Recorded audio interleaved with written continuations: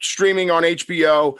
There's 8 episodes in the first season. It is spectacularly produced, written, directed. Alex D'Iglesia is a master. He's not as well known in the United States as he should be, of course.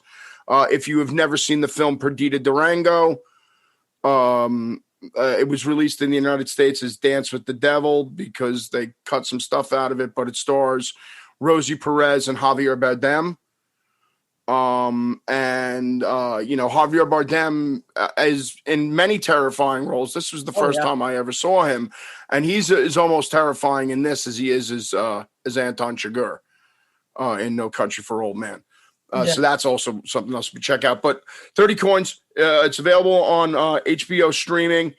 Really brilliantly made movie series rather, and really some really genuinely scary cosmic horror with obvious, Catholic overtones because Spain. What are you gonna do?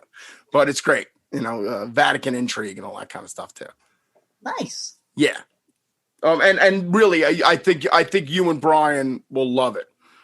I think it's exactly the kind of show that is up your alley, and I'm really trying to push it with the friends of mine in the American horror community because it's up there. It's X-Files, Kolchak. It's that level good. Oh, okay, I'm with you. I see. I like that kind of. I like that.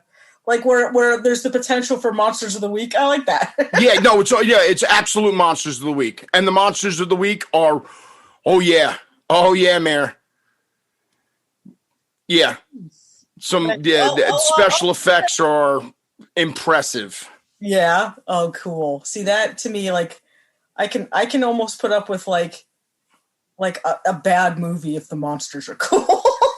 It's not even bad movie. It's like really well written, intelligent drama with monsters. Yeah, there was kind of like this weird spider baby thing in one episode. Ooh. Yeah. I'm looking at the cast. It has Macarena Gomez in it, who was in Dagon. I like. Oh, I didn't realize she's from Dagon. Yeah. Oh, that's why she looked familiar. She's great. She's the mayor's, kind of put upon wife. Okay. Yeah, she is. She was in Dagon, and she was in another. I can't remember the name of the movie, but it was another horror movie, like a horror thriller kind of thing. And she was in that too. She's good. She's really good. Yeah, she's excellent in this. Cool. I'll have to check that out. It's when I look it up, can I look it up as 30 Coins, or I should look it up? Yeah. The HBO's got an official website in English. Okay. All right. Cool. Yeah. I will check that out because I'm always looking for cosmic horror suggestions because every time I do like a search on, books, I'll be at it for a while. I haven't even begun to cover on Cosmic Shenanigans some of the what I think are some of the seminal cosmic horror works besides Lovecraft's. Like I haven't covered Laird Barron yet. I've only covered a little bit of John Langan. I think I've only ever covered one short story to Caitlin Kiernan's. I got to ask you, and I feel terrible about this because I met Laird in Manhattan at a reading at the Lovecraft Pub. Okay. And I've only read a couple of Laird short stories. What would you recommend I do a deep dive in on Laird? The one that I want to cover, what did I have in my notes? I was going to, because to be honest, I feel sort of woefully underread as far as Laird goes too. Let me see which one I think that I was going to cover of his. Because he you want to talk about an absolutely nihilistic point of view. And he's prolific as fuck. Are like maybe neck and neck for, this sort of bleak idea of the world here. It'd be nice if I could find my notes in a timely fashion. Because the story that he has in the Lovecraft collection that why is her name escaping me? She's a brilliant editor. Ellen Datlow? Yeah, Ellen Datlow lives in Manhattan. It's funny because when back in the day, Joe Lansdale was coming into the city to meet Ellen at a restaurant for dinner, and turns out her favorite restaurant was this place called the Delta that one of my dearest friends, Kat Famera, works at. So that's where they set up the lunch meeting, and Kat was the Lansdales and Ellen's server, and she had met the Lansdales before. She was friends with Casey. She's like, "What the hell are you guys doing here?" Nice. New York City, man. Biggest small town in America. Laird had a short story in her Cthulhu collection. They did a whole bunch of readings at the Lovecraft, and his short story in that was actually like a swords and sorcery tale. I could see that. I think if I were going to lean toward a novel of his, I'd probably say The Croning. The Croning. I've heard that. There's like I would say 5 or 6. I want to cover that one. I want to cover The Damned Highway by Mamatas and Keene. I want to cover 14 by Peter Clines. The Last Revelation of Glocky. I've covered Ramsey Campbell before, but not that one. The Ballad of Black Tom, of course. What a great book, and what a great New York book. Right, exactly. Darkness on the Edge of Town. Agents. Love that. Darkness on the Edge of Town is one of my I think in my top 5 favorite books that Brian's done. I don't tell him this. Not that he doesn't know, but yeah. I haven't read it because he told me that that there were certain books I should read like before it, and I haven't gotten around to reading those. But I keep telling him I want to cover this one for Cosmic Shenanigans. So I listened to the audio tape of it, and the audiobook of it is fucking great. Is it Chet Williamson reading it? That was one of the ones I don't think Chet did. Chet did The Complex. Yes, and he did which is Take the Long Way Home, I think. Yeah. But it's good on audiobook. Is it? Because I like audiobook, and there's a 3-hour drive between where I live and where my parents live, and if I'm coming back up, back and forth, I try to listen to audiobooks so I can, because I grew up in a house where there were so many people that the only place I could read in peace was the tub. And I used to read a lot in the tub, but now that I'm in Pennsylvania, and I'm also getting older, I guess, I don't know, I start to read in the tub and I start to drift off and fall asleep. So most of my reading now I do by audiobook, and I listen to it as I'm driving back and forth between, home and my parents' house. So we really haven't gotten a lot of reading done, except for Cosmic Shenanigans, because of the pandemic. But and also, I was going to say, I'm sort of limited.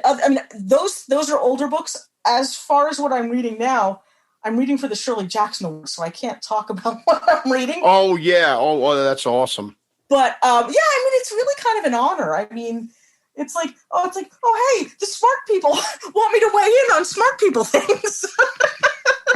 So I'm very excited about that. And I have been reading some fantastic stuff. I don't know. I don't think I'm. Yeah, you can't say who the people that are up for nominations are. Yeah, obviously.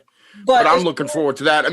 Big Black Stand at Attica, we're up for all the comic book awards, and we've been on so many top 20 lists. We were on the American Library Association's list for top 20 graphic novels for adults, and their Black Lives Matter, Black History Month reading list. So I'm really proud of that. I finally got my name in a comic book after all these years, and it turned out to be a really, really good one. So congratulations. Pat on the back. I don't know if you and Brian have seen it, but I'll definitely send you guys a copy. And I can send you the PDF if you want to check out the PDF. But it's, my friend Jared, who lived with the story and was friends with Frank Smith, Um, and Frank Big Black Smith was the inmate elected the chief of security during the Attica prison uprising.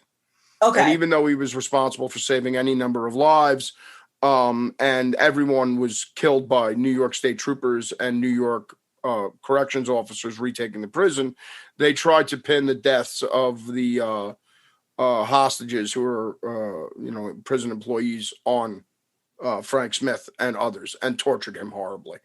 And, we finally, Frank got sick in 2004, and we finally got Jared had written the screenplay, and literally Black's widow, Pearl, was reading it to him on his deathbed.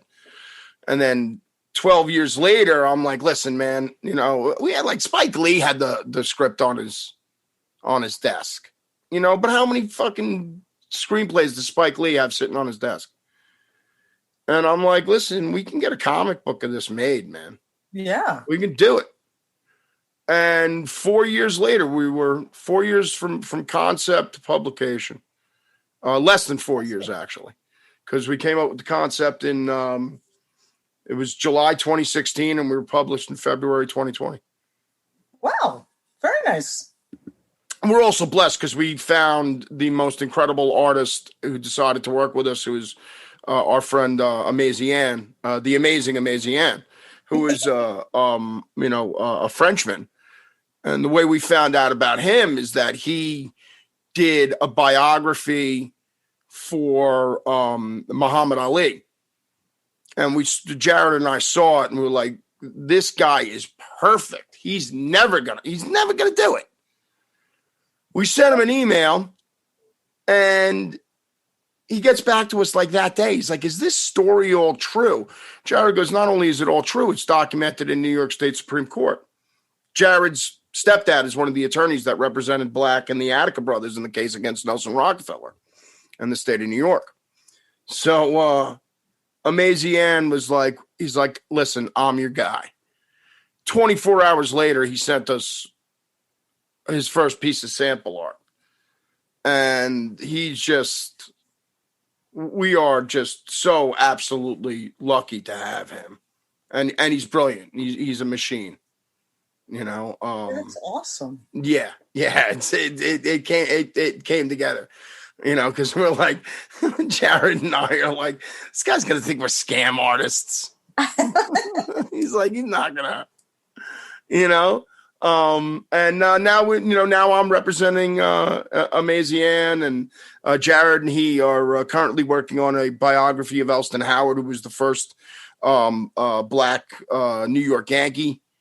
And they also have a biography of Ellie Parker, who was the Native American general who wrote the surrender. He was personal assistant to to Grant, and he wrote the surrender at Appomattox. So, and now I'm doing a commercial for Standard Attica. But I didn't know if you knew the deal with it, so I definitely want to send you a copy because that's awesome. Yeah, definitely. It's really coming together, and I'll put a link on Twitter. I'll put a link to the music video commercial we put together for it. We got a voiceover with Carrie Means, who was Frylock on Aqua Teen Hunger Force, and Bob Camp. Bob Camp, who co-created the Ren and Stimpy show. Who's a good friend of mine, directed the commercial for us, and it looks great. All right, so I'm sorry. Like I said, I'm droning on. What are you currently enjoying? What are you watching, reading, listening to? Well, show-wise, we're Brian and I we're kind of in between. We're sort of binging. Ironically enough, we're binging the Trailer Park Boys. I've only watched a couple episodes of it. I'll tell you, my friends are very dedicated to it. It is very funny. The longer you watch it, I think the funnier it is. And we've managed to watch, I think, 7 seasons so far. It was a show I really didn't think would be my cup of tea, but I find myself laughing out loud. It really is. It really is